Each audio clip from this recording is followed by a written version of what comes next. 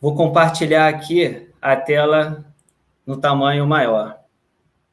Bom, desde já gostaria de agradecer, né, a oportunidade de trocar essa ideia aqui no espaço da AGB, Associação de Geógrafos Brasileiros, tão importante na construção da geografia nas últimas décadas. E também agradecer o convite, a presença dos demais colegas aqui na live, todos que estão assistindo, participando dos comentários, né? Esse é um trabalho que eu vou apresentar aqui, uma experiência que a gente vem obtendo lá na Serra dos Órgãos, principalmente no Parque Nacional da Serra dos Órgãos, no Parnaso, que é fruto de um trabalho feito por muitas pessoas, né, que estão envolvidas nesse trabalho. Então, na verdade, eu estou aqui representando esse grupo. Bom, de uma maneira geral, nós podemos situar que o trabalho que vem sendo realizado lá, ele em grande parte tem a ver com o tema geodiversidade em unidades de conservação, né?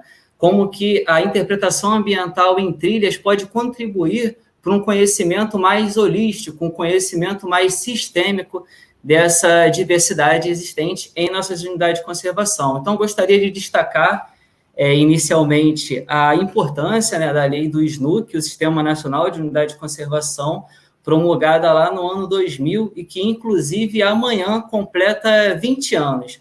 E a geodiversidade ela está representada, de certa forma, na lei do SNUC, que tem um caminho aí muito importante a ser trilhado, principalmente, talvez, em parques nacionais. Os parques nacionais representam a primeira categoria criada de unidade de conservação, que, de certa forma, representou a base para toda essa sistematização que veio posteriormente, tanto no mundo quanto no Brasil. Então, se nós pegarmos o que é um parque nacional de acordo com o SNUC, tem lá, ó, realização de pesquisas científicas, educação e interpretação ambiental, o nosso foco, recreação em contato com a natureza e turismo ecológico. Então, os parques nacionais, desde o início, com essa pegada de valorização da visitação, do uso público, tá? Bom, diante disso, eu vou falar um pouquinho da nossa experiência no Parque Nacional da Serra dos Órgãos, que é uma unidade de conservação que foi criada em 1939, o terceiro Parque Nacional criado no Brasil, né?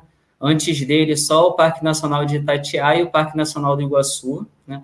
Possui mais de 200 quilômetros em trilhas de diversos níveis de dificuldade, né? Está situado na região serrana do Rio de Janeiro, possuindo 4 municípios em seus limites. Teresópolis, Petrópolis, Magé e Guapimirim. Essas trilhas possuem um potencial enorme, tanto turístico quanto didático e também científico, tá? Bom, dentro do Parnaso, nós vamos dar um destaque à travessia Petrópolis-Teresópolis, que é a trilha que eu dediquei boa parte do meu doutorado, que eu defendi no ano passado, na Geografia da FRJ, sob orientação das professoras Maria Anaís de Oliveira Peixoto e Kátia Leite Mansur.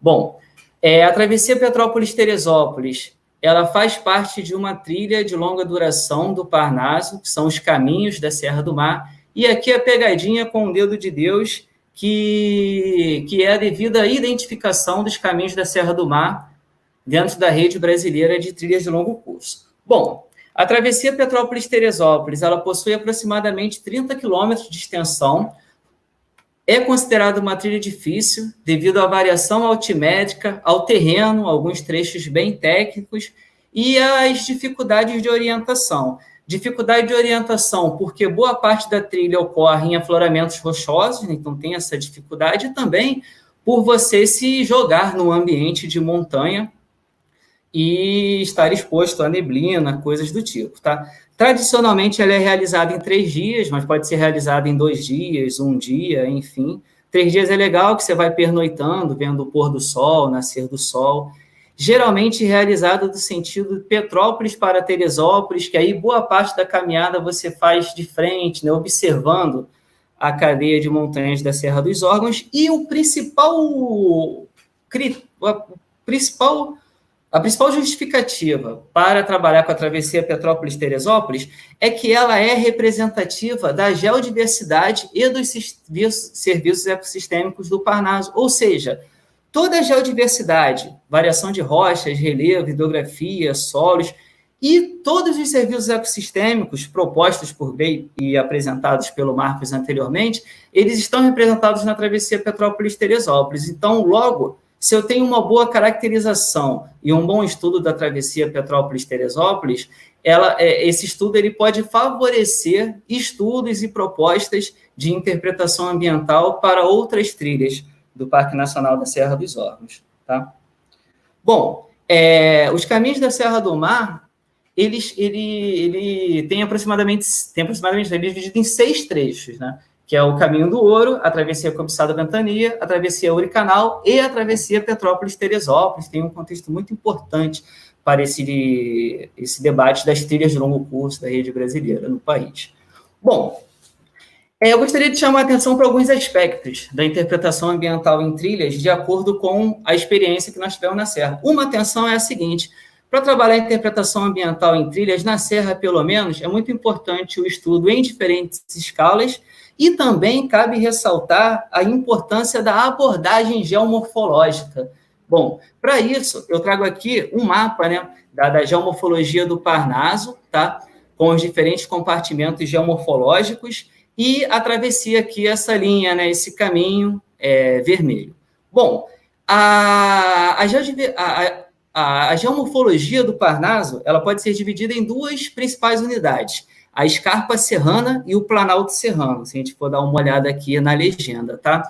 Na prática, durante a travessia, nós caminhamos sobre o planalto serrano e, quando chega no divisor, a gente passa a observar a escarpa serrana, tá? Então, se eu fizer um caminho, ó, a primeira bandeirinha aqui à esquerda é a sede Petrópolis do Parnaso. Então, a travessia ela começa pelo Vale do Bonfim, passa por planaltos dissecados, até chegar no Planalto do Açu, onde tem esse abrigo, o abrigo do Azul, mais azulzinho aqui. Bom, a partir daí, a gente caminha pelo Planalto do Açu até chegar ao Planalto do Sino, no abrigo aqui do Açu, e descer mais uma vez por planaltos dissecados até a sede Teresópolis do Parnaso. A caminhada sobre os planaltos é quando você consegue observar muito bem essa escarpa serrana aqui. Tanto a escarpa de falha, quanto os vales de escarpa de falha, muito marcados na paisagem pela grande variação altimétrica, tá?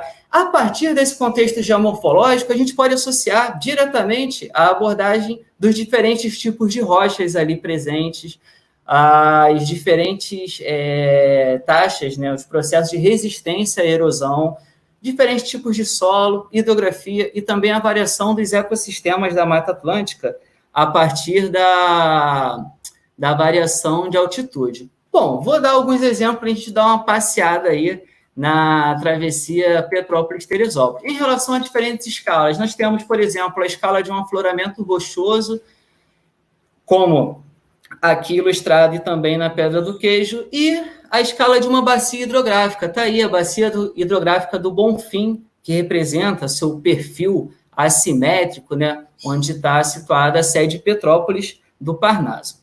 Bom, se a gente caminhar mais um pouquinho, a gente chega ao Planalto do Açu. Caminhar mais um pouquinho, mas no padrão toca para cima, sobe bem. E quando a gente chega no Planalto do Açu, a gente alcança os 2.000 metros de altitude, e aí o ambiente muda completamente, né? Nós temos a presença dos campos de altitude, que são relativamente restritos no estado do Rio de Janeiro, né? Que é essa vegetação mais rasteira. Nós chegamos também no Planalto do Açu ao grande divisor entre 2 principais bacias hidrográficas do estado do Rio de Janeiro, ao norte, a bacia do Piabanha, e ao sul, a bacia da Baía de Guanabara, tá? Quando chega no Planalto do Açu, o destaque está aqui, ó, os castelos do Açu, essa formação rochosa, né, que também conhecido como Pedra da Baleia, que é o seguinte, é importante ressaltar, na verdade existe aqui uma diferenciação em termos erosivos, né? Essas rochas são granitos formados em grande profundidade, que quando são trazidas à superfície, a partir de um processo de descompressão, você cria essas fraturas, gerando zonas preferenciais para o processo erosivo, então dando esse formato aí dos castelos do Açu. É o granito andorinha sobre o batólito da Serra dos Órgãos. Aqui não tem nada de escala, desculpe, mas esses blocos chegam a 10 metros de altura. Temos aqui do lado também a perspectiva do Mirante do Cruzeiro e o abrigo de montanha, que é o abrigo do Açu, onde pode ser realizado pernoite tanto no abrigo ou no camping. Bom, eu gostaria de ressaltar agora o seguinte, a caminhada, né? Eu gostaria de ir com vocês no trecho entre o abrigo do Açu e o abrigo do Sino, onde é realizada a travessia propriamente dita, tá? Bom, então vamos juntos, esse é o convite.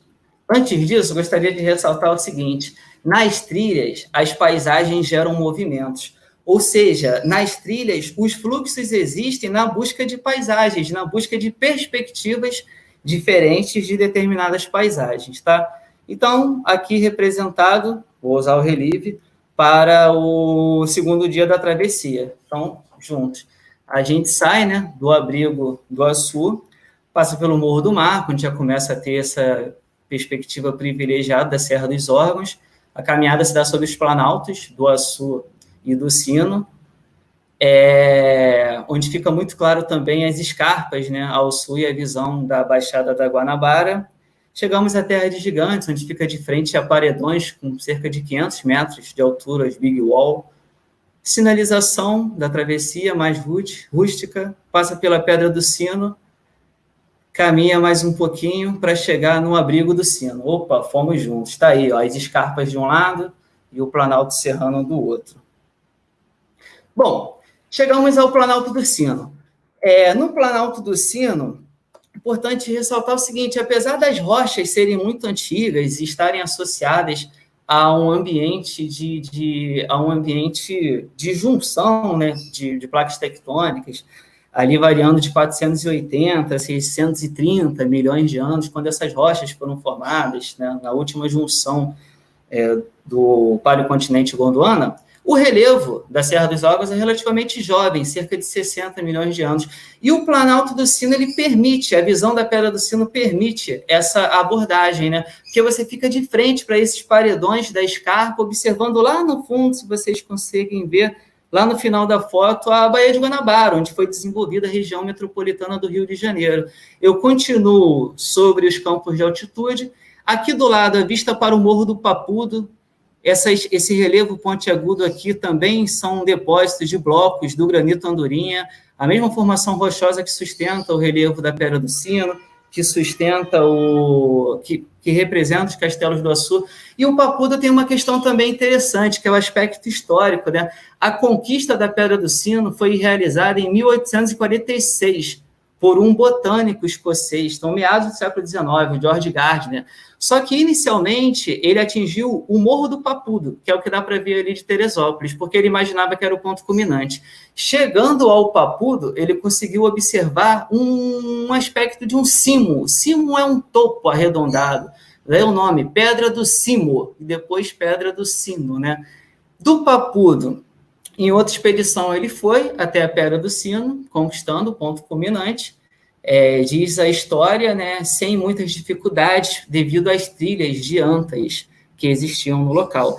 E um aspecto aqui que eu gostaria de ressaltar também aqui embaixo é a vista para o Parque Estadual dos Três Picos. Tem aí, ó, bem nítido os Três Picos e o Morro do Capacete à esquerda, esse nascer do sol lindo, né?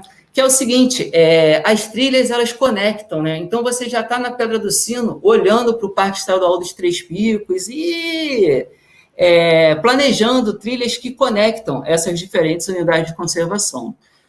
Bom, passamos pela travessia.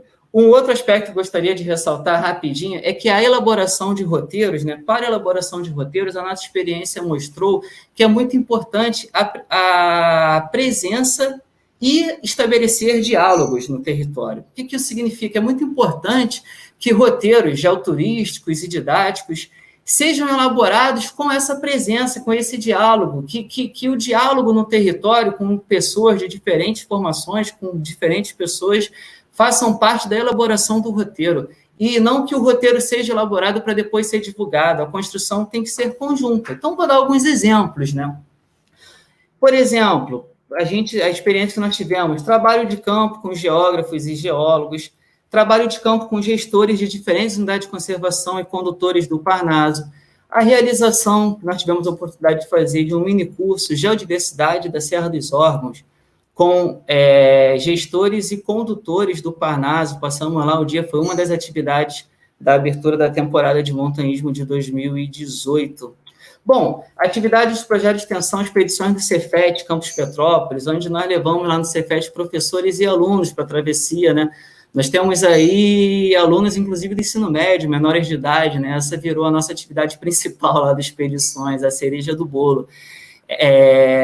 A foto da esquerda é de 2018, a foto da direita é de 2019. 2019, quando nós fizemos o pernoite no Açu, e fomos ver o nascer do sol lá nos portais de Hércules. E aí bate a saudade, porque se não fosse a quarentena, hoje nós estaríamos na Serra com certeza, porque a gente sempre faz essa atividade na primeira semana de recesso escolar. Então, hoje veio várias lembranças no Facebook, porque nos anos anteriores, essa data a gente sempre está por lá, ou na travessia, ou fazendo outras trilhas. Bom, participação no Conselho Consultivo do Parnaso, aqui está a foto, registro da posse, da atual composição do Conselho, realizada no passado. Aqui eu gostaria de destacar, ó, lá no Conselho Consultivo do Parnaso, é um espaço de diversidade incrível, né? Eu represento o Cefet, a professora Mariana Isa representa o Instituto de Geociência da UFRJ, e também a importância da participação em atividades da unidade de conservação. No caso do Parnaso, os dois principais são a abertura da temporada de montanhismo e o encontro de pesquisadores. A abertura da temporada de montanhismo sempre em maio e o encontro de pesquisadores ali final de novembro no aniversário do parque. Eu gostaria de ressaltar aqui o tema, ó, no ano de 2018, o tema do encontro de pesquisadores, que agora nós realizamos lá no âmbito do Mosaico da Mata Atlântica Central Fluminense, ou o tema divulgação científica e comunicação com a sociedade. Como que esse tema vem sendo debatido é uma preocupação, e as trilhas podem ser um caminho para a gente avançar nesse aspecto. E ano passado o Parnaso completou 80 anos e nós ficamos lá no nosso encontro totalmente imersos na história dessa unidade de conservação. Bom, aí sim, com base nessas experiências, você vai para campo, realizar a marcação e a descrição dos que nós chamamos de pontos de interesse da geodiversidade. Geodiversidade nesse contexto amplo, né? Rochas, minerais, relevo, hidrografia, solos, paisagem, vegetação. Para a elaboração do roteiro geoturístico e didático da travessia, nós utilizamos o aplicativo de navegação Wikiloc, tá? Então, está aqui dividido essa imagem do primeiro, segundo, terceiro dia, como que ele pode ser visto no celular. Então, ele permite uma orientação na trilha, tanto em planta quanto em perfil. Cada bandeirinha desse é um ponto de interesse da geodiversidade, cada bandeirinha dessa, em que você, clicando, aparece esse layout aqui, ó, da parte direita do slide, né? Por exemplo, o Morro da Luva, fotos, a descrição, a elevação, as coordenadas geográficas, né? Então, para quem tiver interesse, basta entrar no aplicativo ou no site do Wikiloc. Nós demos essa identidade, GeoRoteiro. Na verdade, lá já está atualizado, é Geo-Roteiro, Travessia Petrópolis-Teresópolis, né? Então, eu posso divulgar pelo QR Code, link em redes sociais, e lá nós temos uma proposta de interpretação ambiental para a Travessia Petrópolis-Teresópolis. Fica o convite para que vocês possam acessar.